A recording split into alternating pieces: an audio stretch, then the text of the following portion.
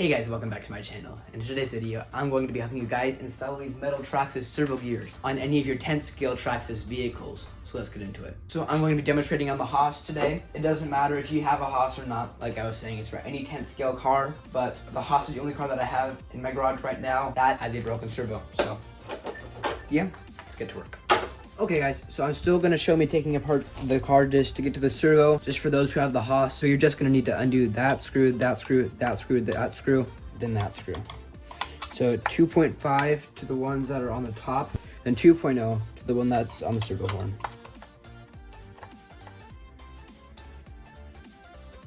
Okay, now flip the car over and get your 2.0 hex driver.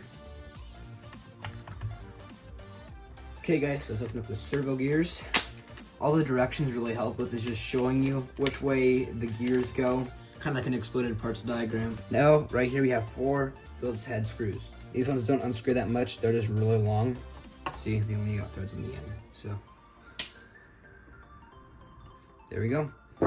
Now, the pop just goes off like that, and you do not want to lose these gaskets. You have to get a servo to get those, I'm pretty sure. That's nice, they got a ball bearing thing in there. It's been a while since I've opened one of these up. Okay, so we're gonna take out all the gears and keep track of these pins, because if you lose those pins, you also have to get another servo. It's really annoying, you can't just find the pins. But I have noticed some really small drill bits work as a solution for that. Get all this old bloody grease out of here. I am going to have the directions out because this is not my car, this is my friend's car, and I don't want to mess it up for him. Okay, this gear goes in first. Make sure you have the bearing underneath there, and also that small piece of plastic in between the tall gear and that bearing right there. And then the bearing on top, then the washer gasket thing on top of the bearing. The number 2, this small gear, this really small thin gear with the tiny gear on top, goes in between here. And then this looks like a hat, I'm gonna call it the hat gear. This goes right there on top of the tiny motor. And then the last gear that you have, you put it on top of the big gear and on top of that gear. And you slide this pin in through the center gear, down all the way through. And this really small pin right here, you're going to slide it down the hat gear. Okay, so now the next step is greasing up the gears. This is gonna be a little bit gross, so make sure you have some towels nearby to dry off your hands afterwards. If you have any grease left, you can put it on your ring and pinion gears, the same grease that they use there. Just spread it around the gears. There we go. Make sure you get it down to the lower gear right here too.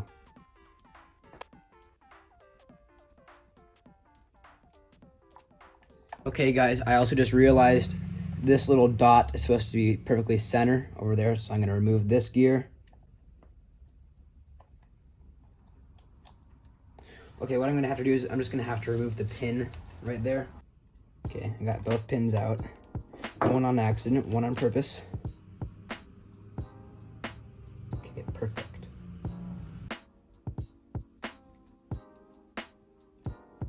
Now you're going to put the gasket right here.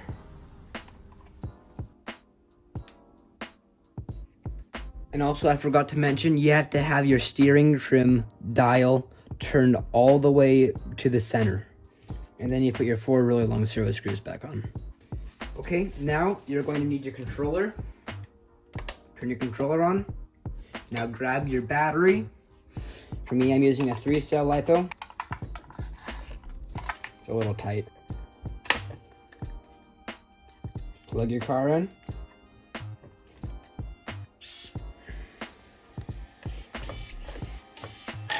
Perfect. Now your servo is good as new. Alright, let's drop it for today's video. Wow guys, that was so fun. Finally fixing this RC car. So glad to get it finally working. Now I'm gonna wind down today's video by talking about God like I always do.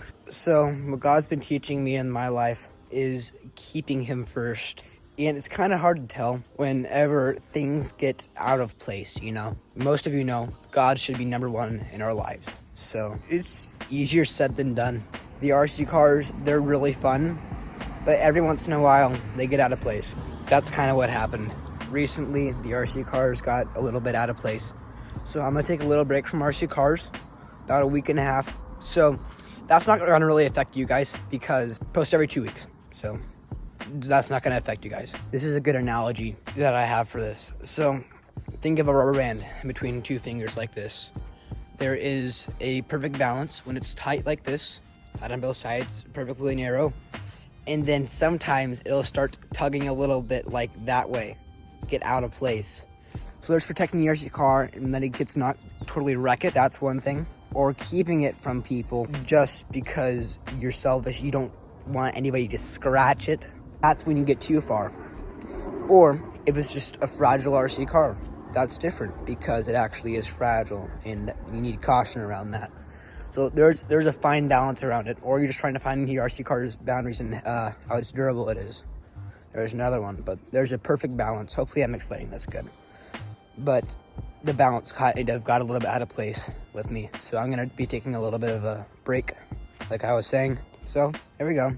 There's my words of encouragement, and how you can tie in some scripture to that is what God says, have no other idols before me. So what that means is, well, you should be able to guess that. If something gets out of place and even a little bit ahead of God, it is an idol. So have no other idols before me.